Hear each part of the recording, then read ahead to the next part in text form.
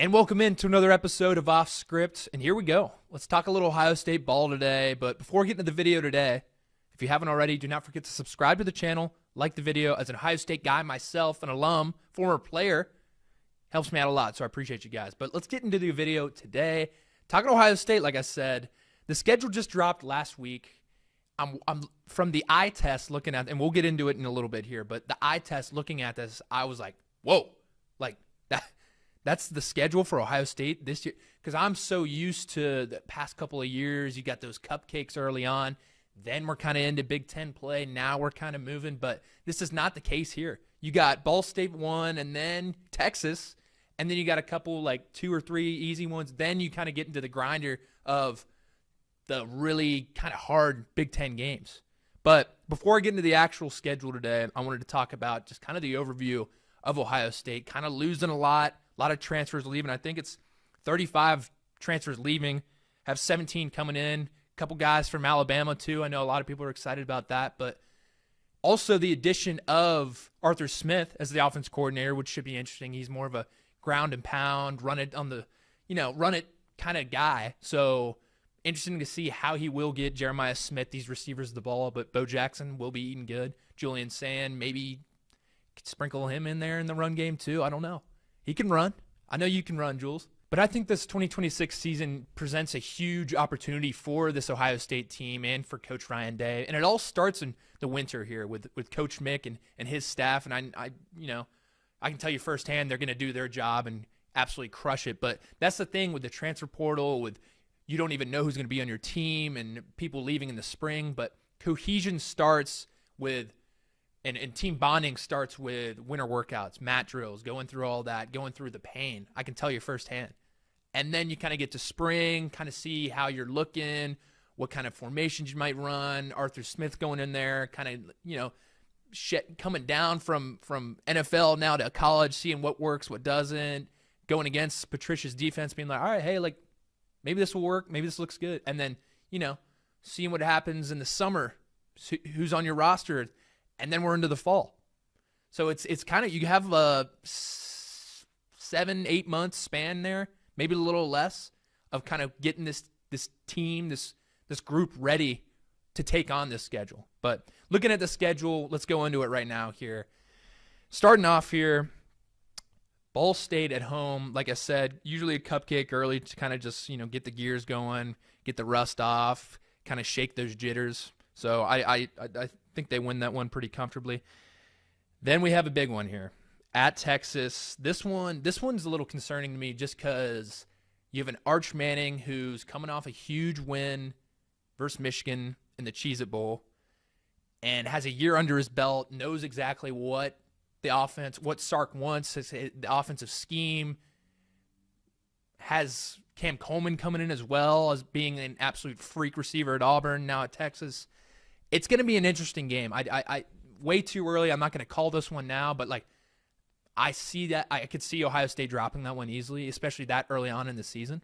Also, I do want to add this just because I know a lot of SEC fans and a lot of Big Ten fans out there kind of talk about this, is why schedule these kind of games? Why should I even schedule it if I can just go through the Big Ten schedule and still make the playoff? But my school thought here, and this just could be true for SEC teams, Big Ten teams, ACC team, but if you're playing these out-of-conference games that are also really hard, like this one is, but my school thought is this is a high-risk, high-reward deal. So let's take Texas, for example, last year.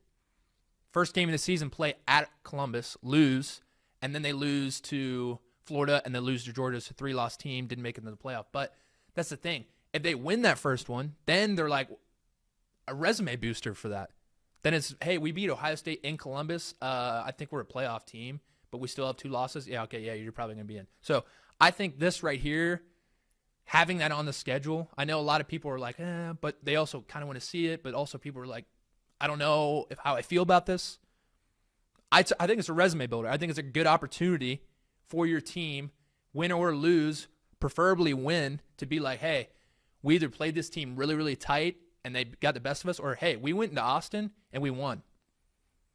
How's that for a playoff resume? But that's what I'm thinking about those games and games like that in general all around college football. I think it's a high risk, high reward. So if you have it on your schedule, honestly, I think it's a blessing. I want the challenge. But moving on here. Kent State at home, not an issue. Then we get into Big Ten play here. Illinois at home, I think should be relatively easy. Still Big Ten. Can't be treated lightly. But I do think Ohio State just has the talent advantage and can just overwhelm them, just like they did last season, and probably win that game. Next game here is at Iowa. This one's there's always a sneaky game. Ohio State fans, I know you're probably dialed into this video, not so much SEC fans right now. So there's always a game every single year for an Ohio State team where it's one you should probably easily win, but it's always closer than it should be. This is one of those games where I feel like it's going to be that. It's going to be this one and the Nebraska game right before Michigan. I think are going to be one of those. It's just a scare. You don't lose the game. It's just a scare where you're like, okay, something needs to change or something like that. So you can look at this Iowa team thinking, all right, well, they only put up 13 points. But did you watch them against Vanderbilt? Did you watch them against Oregon? You know, they're one of those teams that just kind of they make you play their game. And if you try to do anything else, then, you know, they're a defensive-minded team. They're going to give you a good game. So I think this is a big game for Ohio State. I think this is one of those games that's kind of gut check. Like, you're going to get punched a couple times. How do you respond to it? So I don't think they lose this one. I just think it might be a little closer. And I think Coach Day might make some changes off it. So I'm excited for that one. I really am. But next game is Maryland at home. Again, I just think talent-wise, Ohio State just can handle them pretty soundly. Then this is probably one of the biggest games on the schedule. I know Ohio State probably has this one circled, especially after the Big Ten championship. At Indiana, this one's going to be incredibly hyped up. I assume this will probably be College Game Day, something like that. So, like I said, the hype will be there. The players, can they kind of live up to that on both sides of the ball? I'm not going to call anything here just because I don't know how each team's going to be overall. But Josh Hoover now at Indiana, that's going to be interesting to see him kind of run that show as opposed to Fernando Mendoza. Kind of different style quarterbacks there, so that'll be an interesting game. But this game kind of starts that 3 to 4 game grudge match of just, 4 weeks. You're going to be like dialed in. You turn on your TV on Saturday, you're like, I don't know if we're going to win or lose here. It's one of those, which is exciting. I feel like as an Ohio State fan, for so long you kind of turn it on. You're like, oh, I guess we got UCLA. I think we'll probably win by 35. It's one of those games where we're like, well, we might lose, and I don't know. It's a nice change of pace for once. But moving on now, at USC, got to go all the way out west. Again, that should be a really exciting game. And then after the trip out west, they head back home and play Oregon, which is always a tight game, I feel like, except for that one Rose Bowl, which was one of the greatest games I was ever a part of. And I know a lot of Ohio State fans love that one as well. But it's just something about it's almost like a new rivalry there. So Dan Lanning versus Ryan Day, excited for that.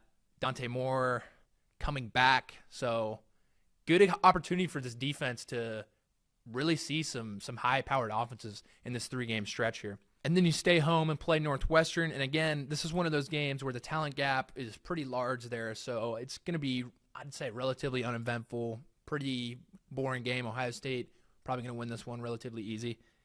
And then you go at Nebraska. And like I said, this is similar to that Iowa game where it's going to be one of those games where it's going to be close. Nebraska usually sells out every single game. They're hyped up. They have, transfers coming in.